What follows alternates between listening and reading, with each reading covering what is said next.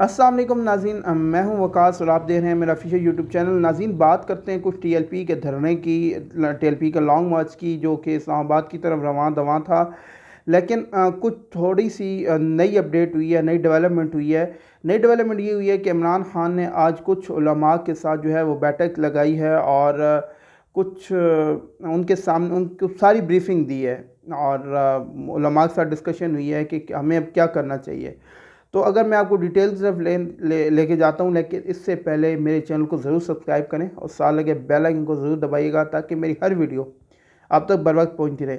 नाज़रीन, इमरान खान ने जो है उलमाए कराम से मुलाकात में बड़ी पेशकश करते हुए कहा कि अगर साद रिजवी की रिहाई के लिए अदालतें हुक्म दें तो हमें एतराज़ नहीं होगा, लेकिन एग्जेक्टिव आर्डर जारी नहीं करेंगे। यानी इमरान खान ने एग्जेक्टिव आर्डर जारी करने से इनकार कर दिया। उन्होंने कहा कि अगर अदालतें आर्डर देती हैं तो हम रिहा कर देंगे। वज़ीर-ए-आज़म इमरान खान ने उलमा से मुशावरत में साद रिजवी की रिहाई का मामला उलमा के मुतालबे पर अदलिया पर छोड़ दिया। ताहम उन्होंने कहा कि यह रियायत मुज़ाकरात की कामयाबी और एहतजाज के ख़ात्मे पर है। यानी उन्होंने कहा है कि जी ये जो है ये जो रियायत हम दे रहे हैं कि जी अदलिया के कहने पे हम जो है वो साद रिजवी को छोड़ देंगे, तो ये सिर्फ रियायत तब है कि अगर मुज़ाकरात कामयाब हो जाते हैं और एहतजाज ख़त्म होता है। वज़ीर-ए-आज़म ने वादा किया कि हुकूमत लॉन्ग मार्च के शुरका पर तशद्दुद करना नहीं चाहती, लेकिन रियासती रेट हर सूरत में कायम रखी जाएगी। उन्होंने कहा कि पुलिस ने तशद्दुद का रास्ता नहीं अपनाया या फायरिंग मुजाहिरीन की जानिब से की गई। सिर्फ टीएलपी वाले नहीं, हम सब आशिक़े रसूल हैं। और उन्होंने कहा कि फ्रांस के जो सफ़ीर हैं उनको निकालने से मसला हल नहीं होगा। दुनिया को बताना है कि तौहीन रसालत से अरबों मुसलमानों के दिल दुखते हैं। इमरान खान का मज़ीद कहना था कि माजी में किसी वज़ीर आज़म ने तौहीन रसालत के मामले पर बात नहीं की जितनी इस हुकूमत ने इस्लामोफोबिया के ख़िलाफ़ जो है दुनिया के हर फोरम पर आवाज़ उठाई है। इस्लामोफोबिया ये है कि जी इस्लाम के ख़िलाफ़ जो बातें होती हैं उसको इस्लामोफोबिया कहा जाता है। उलमा की 12 रुकनी कमेटी तश्कील दी गई है जी। और जो आज जिन उलमा ने जो है वो वज़ीर के साथ मीटिंग की, उनके जो है 12 उलमा की कमेटी तश्कील दी गई है और वो अब मुज़ाकरात करेगी।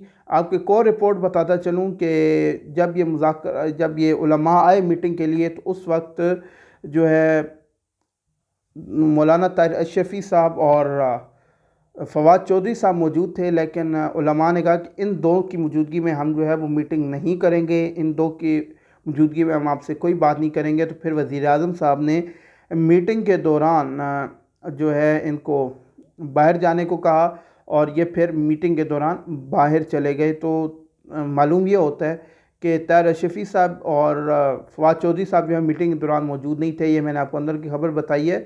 और एक और ये है कि वज़ीर-ए-आज़म ने यह वाज़ह किया है कि हुकूमत नहीं चाहती कि खून खराबा हो। आपको अगर मैं तफ़सील बताऊँ तो इस वक्त जो है ये पहले तो इन्होंने ये कहा था कि जी हम रवां दवां होंगे इस्लामाबाद की तरफ, लेकिन अचानक जो है जो तहरीक लब्बैक पाकिस्तान की इंतज़ामिया है उनकी तरफ से ये कहा गया कि जी अब हम जो है वो वज़ीराबाद का जो पुल है उस पे जो है वो हम क़याम करेंगे।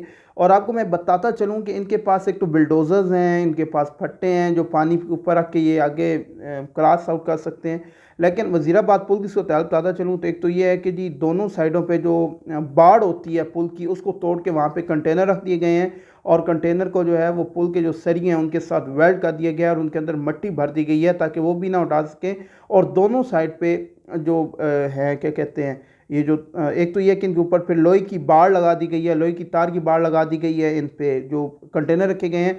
और दोनों साइड पे नहरें बना के सीमेंट की जो है वो नालियाँ बना के उनके अंदर नालों के अंदर पानी छोड़ दिया गया है ताकि उसके अंदर से कोई क्रॉस ना कर सके। और दूसरी राइड पे जो है रेंजर है, पाक रेंजर है और पाक रेंजर ने एक रेड लाइन खींची है और उन्होंने कहा है कि जी अगर इससे आगे कोई आएगा, उन्होंने बैनर्स भी अवेज़ा किए, ऐलानात भी करवाए कि अगर इससे आगे कोई आएगा तो उसको गोली मारने का हुक्म है।